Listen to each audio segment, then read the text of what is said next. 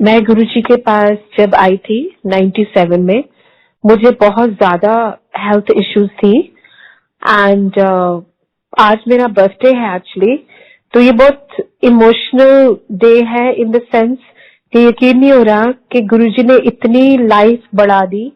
क्योंकि जब 97 में मैं गुरुजी को मिली थी तब तक मेरी हेल्थ बहुत ज्यादा खराब हो चुकी थी and I was severe asthmatic and मुझे स्किन कैंसर था। और जैसे मैंने गुरुजी के चरणों में माथा टेका पहली बार around September just before the changing season Delhi में, तो गुरुजी ने सिर्फ इतना कहा कि तू रोज आया कर और लंगर किता कर। तो मैंने लंगर करना शुरू कर दिया और मैंने रोज आना और शब्द गुरबानी सुननी। चाहे मुझे बिल्कुल समझ नहीं आती थी उस time because I was born and raised in England एंड मुझे कोई एक्सपोजर नहीं था गुरबानी से। सो मैं सुनती कम थी पर बैठी रहती थी वहां। तो गुरुजी ने एक बार डांटा भी कि तू सुनती नहीं चंगी तरह। तो मैंने गुरुजी मैंने समझ नहीं आती ये शब्द गुरबानी कहते सिर्फ सुनन नु क्या समझ नु नहीं क्या ए जेडी वाइब्रेशंस ने ओदे नाल ही तू ठीक हो रही है आ लंगर खादा कर पूरा खादा कर। सो मैंने लंगर तो कोर्स खाती थी बट अक्टूबर में चेंजिंग सीजन जब हुआ तो मेरा अस्थमा बहुत ज्यादा वही अटैक शुरू हो गया बैठे बैठे। तो मैंने कहा गुरुजी को कि गुरुजी मुझे जाना है बिकॉज 88 से जब से मैं दिल्ली आई हूँ और अब तक 97 तक मुझे सिर्फ स्टेरॉइड इंजेक्शन ही ठीक कर सकते हैं और करते हैं और मुझे आईसीयू में डाला जाता है एंड मैं ट्रीटमेंट लेती हूँ। तो गुरुजी ने कहा यू तेरे स्टेरॉइड इंजेक्शन है, अगर कल्याण कराना है तो चुप करके पूरा लंगर कर। तो आई लुक्ड एट द लंगर प्रसाद, सब गुरुजी के स्टेरॉइड इंजेक्शन नहीं है, आलू गोभी दाल है। तो मैंने सोचा शायद गुरुजी को गलती लगी है। तो गुरुजी ने फिर देखा मेरी तरफ, वो कहते जो बार जूती उतार दिया ना नीता तो अपने इफ्सन बस चढ़ के आया कर, अपना दिमाग नहीं लगाना थे। तो I ate of course I could not breathe, मैं बिल्कुल सांस नहीं आ रहा था, बहुत मुश्किल हो रही थी एंड जैसे मैंने खाया फिर मैंने मत्था टेका और टेलीपैथिकली बोला कि मैंने यहाँ दोबारा कभी नहीं आना क्योंकि गुरुजी बहुत हार्श है। तो गुरुजी ने एकदम कहा कल आ जाए। सो मैंने अगेन बोला कि मैं यहाँ से सीधा अस्पताल जाऊंगी, मैंने नहीं आना यहाँ। तो गुरुजी ने कहा अस्पताल जाने की लोड़ नहीं, उस सीधा कार जाए और कल्याण कितना जा ऐश कर। सो ना समझ आए कल्याण कितना का क्या मतलब है, जा ऐश कर का क्या मतलब है, पर मैं चले गए। दिमाग में यही बात थी कि मैं अस्पताल जाऊंगी सीधा, लेकिन मैं नहीं गई। बहुत सीजन आ गए चले गए, मेरा अस्थमा कभी वापस नहीं आया। एक लंगर प्रसाद के साथ गुरुजी ने मुझे कल्याण किया, ट्रू कल्याण, बिकॉज मैं I was born with asthma and वो अस्थमा जो था हमेशा लाइफ थ्रेटनिंग था इन द सेंस।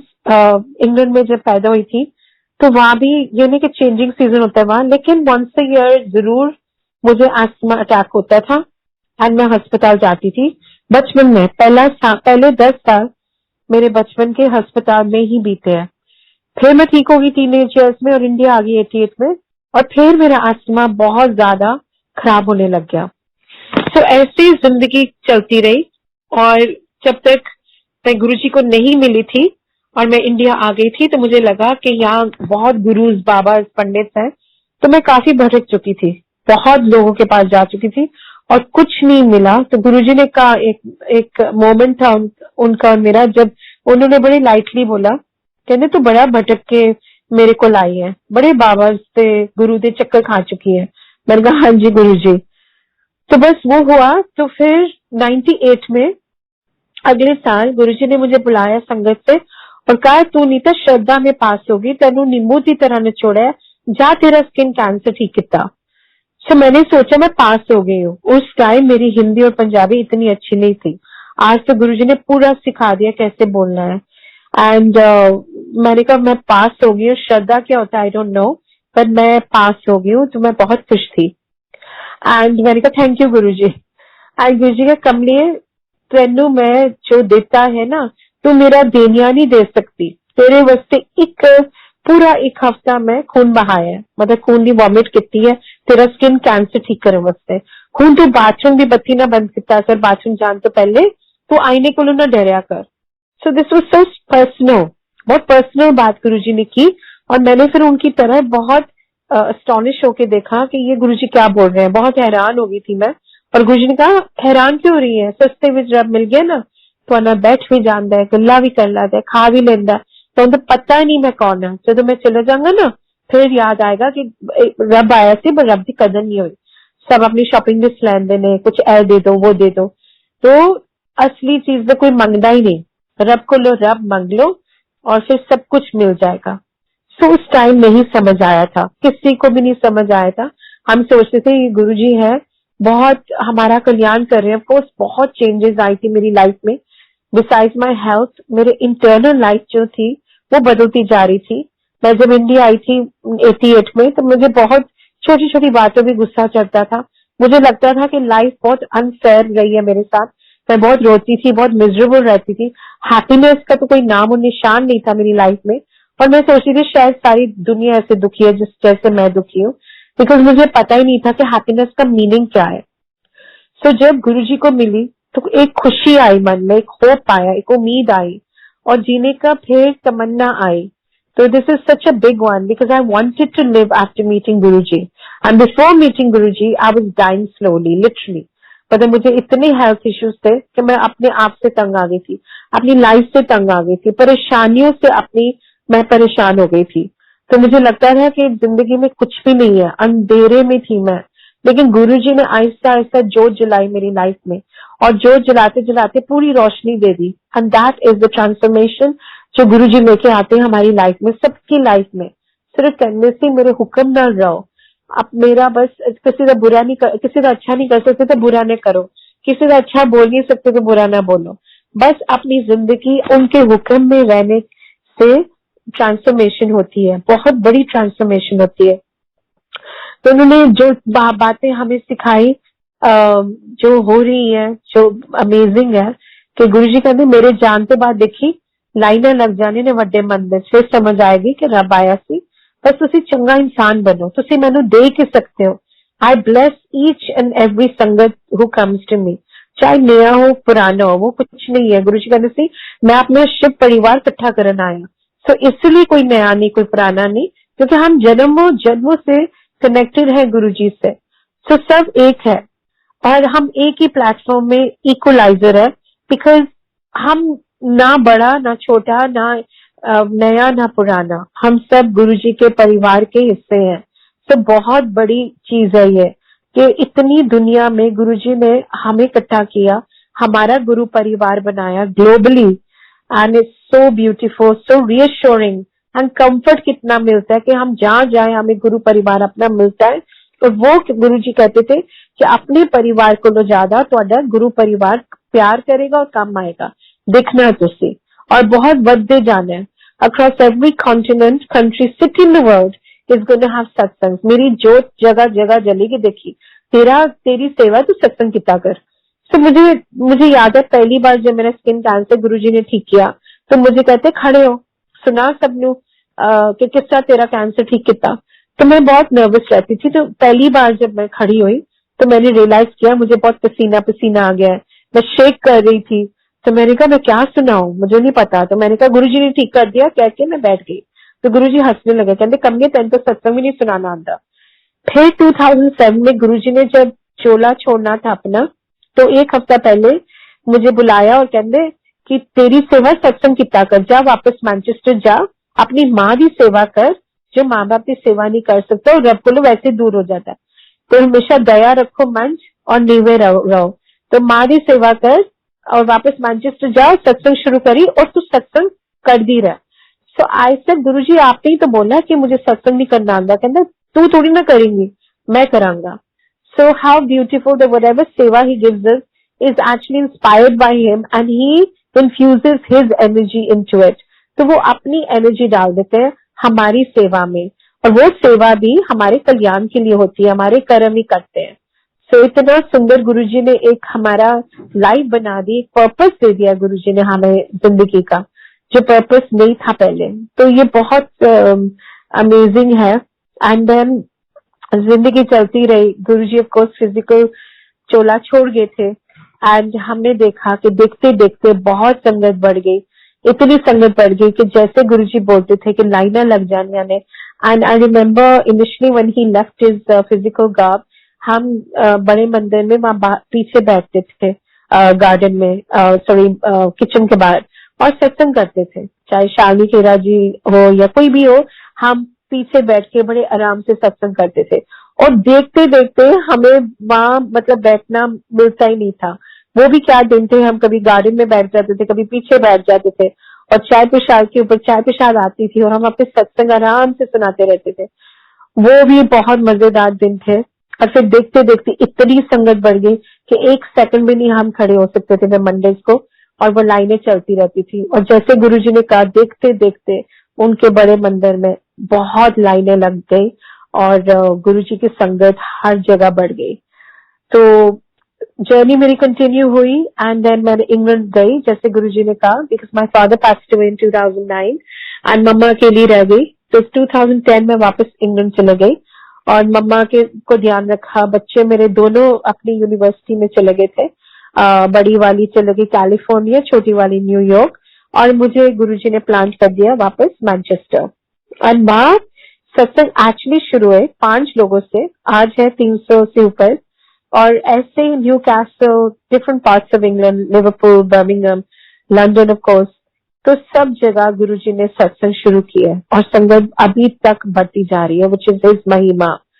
तो उनकी महिमा तो एक्चुअली इट्स अनमेजर्ड। मतलब उन्होंने मेरी लाइफ कैसे बदली है, पूरी लाइफ जिंदगी बदल दी है, एंड वो अभी तक बदलते जा रहे हैं। एंड देन ऐसे होता गया। मुझे फिर I was detected with cancer again in 2012, and उसके बाद फिर मुझे 3 ट्यूमर्स होने के बाद फिर मुझे ऑटोइम्यून डिजीज हो गया। एंड ऑटोइम्यून के बाद फिर गुरुजी ने सारा ठीक किया। जैसे गुरुजी कहते कि 90% मैं अपने पे ले लेता हूँ आपकी तकलीफ, और 10% आपको भुगतना ही पड़ता है, बिकॉज उसमें आपकी लर्निंग है। जितने लाइफ लेसन हैं हम अपने दुख में लर्न करते हैं। तो हम वो लर्न करते गए।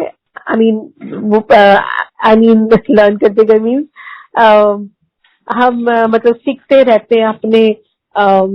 सॉरी मेरी Hindi, I normally share in English, so मेरे what I'm trying to say is that we just grow. Actually, we evolve and we grow spiritually from struggle. So our struggle actually becomes the greatest blessing in our lives.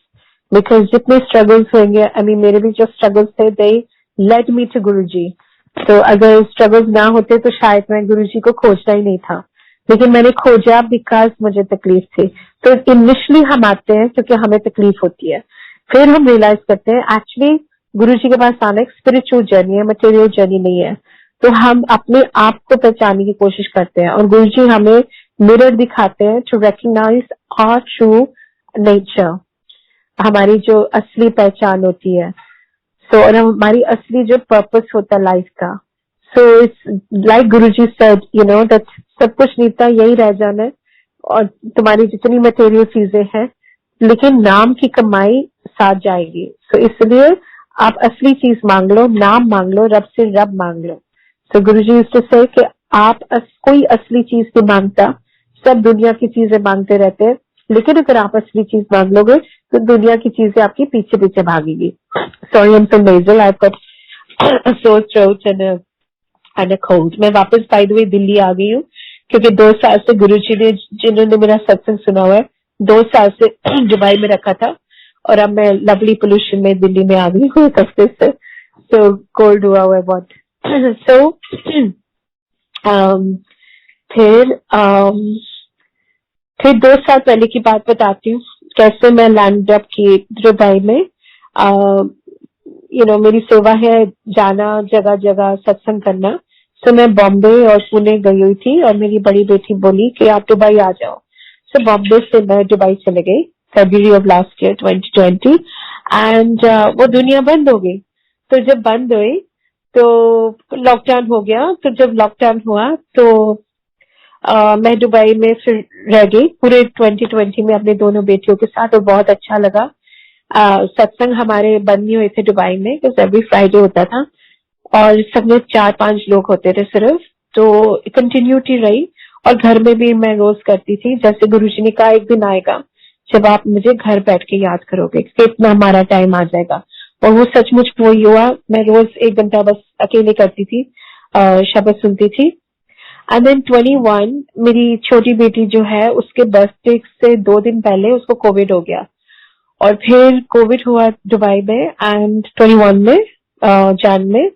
And then बड़ी बेटी का birthday था 2 दिन पहले, उसके 2 दिन पहले का बर्थडे वो डेजर्ट में गए, क्वाड बाइक पे थी और वो टम्बल हो गई। सो उसकी राइट आई पूरी वो हो गया फ्रैक्चर आई बोन में, एंड उसको हॉस्पिटल जाना पड़ा। और जब आई तो डॉक्टर ने बोला था कि सर्जरी अगर नहीं होगी तो विजन लूज हो जाएगी राइट आई पे। So it was a very traumatic time for the family, and as usual we turned towards Guruji. So Guruji वो बोली कि मेरे गुरुजी का स्वरूप रखिए मेरे पिलो के नीचे and शिव कुरान पढ़ना मम्मा। So I started reading it, and then the long to short is we brought it to Delhi, and Delhi में जब वो आई तो काफी सर्जन्स को दिखाया, कंसल्ट किया, एंड 5 ने बोला सर्जरी, 5 ने बोला नो सर्जरी। फिर in the end my elder daughter and her went to Hyderabad, जहां उन्होंने बोला नो सर्जरी। लेकिन उसको डबल विजन था एंड वो barely देख पाती थी, लेकिन लंगर कर करके और छोटे मंदिर बड़े मंदिर जाके लंगर कर करके वो बिल्कुल ठीक हो गए। तो ये है गुरुजी, कोई लॉजिक नहीं है यहाँ कि कैसे समोसा प्रसाद के साथ बंदा ठीक हो जाता है, एंड कोई लॉजिक नहीं है। जैसे गुरुजी कहते थे जब आप अपना दिमाग छोड़ के आते हो तब your journey of faith begins. तो फेथ भी कहते थे गुरुजी बहुत छोटी चीज होती है, सरेंडर कर जाओ रब से और रब को अपनी जिंदगी की डोर उनके हाथ में छोड़ दो। So let him pull the strings of your life, let him guide us, let him guard us, and let him take us to where we need to go, because we only know where we want to go, but he knows where we need to go. So there's a fine line between need and want, and I think it's very important to leave it all to him. Like he said, ਤੁਹਾਨੂੰ ਦੀਵਾਰ ਤੱਕ ਨਜ਼ਰ ਆਂਦਾ, ਮੈਨੂੰ ਬਹੁਤ दूर तक नजर आंदा है। So never ask, like he said, मनो मंगो नहीं, पूरा मन लो, पूरा सरेंडर कर जाओ, क्योंकि ਤੁਹਾਨੂੰ सिर्फ दीवार तक नजर आंदा है, ਮੈਨੂੰ बहुत आगे नजर आंदा है। I know your past, present and future. So you have, with his infinite vision, he can plan our entire life and the life beyond also. So it is important, and उसी में रस है। Honestly, अगर मैं अपनी life को compare करूं जो मैं थी 25 साल पहले गुरुजी को मिलने से पहले और अब जो है, इट्स लाइक गुरुजी ही गाड़ी चला रहे हैं। और जब गुरुजी गाड़ी चलाते हैं तो हमें बेस्ट मिलता है, बिकॉज गुरुजी अपनी हर संगत को बहुत प्यार करते हैं और वो बेस्ट ही देंगे, हमेशा बेस्ट देते हैं। तो उन पर पूरा भरोसा करना बहुत जरूरी है। एंड बाकी जो गुरुजी की टीचिंग्स है, एक चुप सौसुख, अपना गुस्सा कट करो, अपना अहम नहीं करो, वहम नहीं करो। गुरुजी को पाना और गुरुजी का मानना दोनों बहुत प्रैक्टिकल है। It's all practical teachings, there is no superstitions, there is no वहम और अहम, and it's just a very practical living way of life. So just be in his grace, love him, be God loving and not God fearing, and just sorry, have I disconnected? Okay, goodbye then. Jai Guruji, sorry. Jai Guruji The auntie. phone call came, yeah, a phone call came in the middle. Okay. So yeah, these are his teachings, and life is blissful if we live in accordance with his hukam, his teachings, and they're very simple but not easy always, because to err is human. We all have our human nature, we have our character, but जितना उनके हुक्म में रहेंगे उतना bliss महसूस करेंगे, उतना रस। Like Guruji said, सत्संग भी आवो तो रस लावो मेरा। Like sometimes, and I was just picking up my phone while I was sitting with him, and he said कौन है? मैं कहा गुरुजी मेरी बेटियां मुझे फोन कर रही है। कहते फिर लल्ला वाइब्रेशन फोन दी, मेरी वाइब्रेशन चेक दे। So he said at one time you can only focus on one thing, so it's important to focus on me when you're here and don't listen to the phone. So ये छोटी छोटी जो है teachings These are what will define our lives. So, Jai Guruji, thank you for allowing me to share.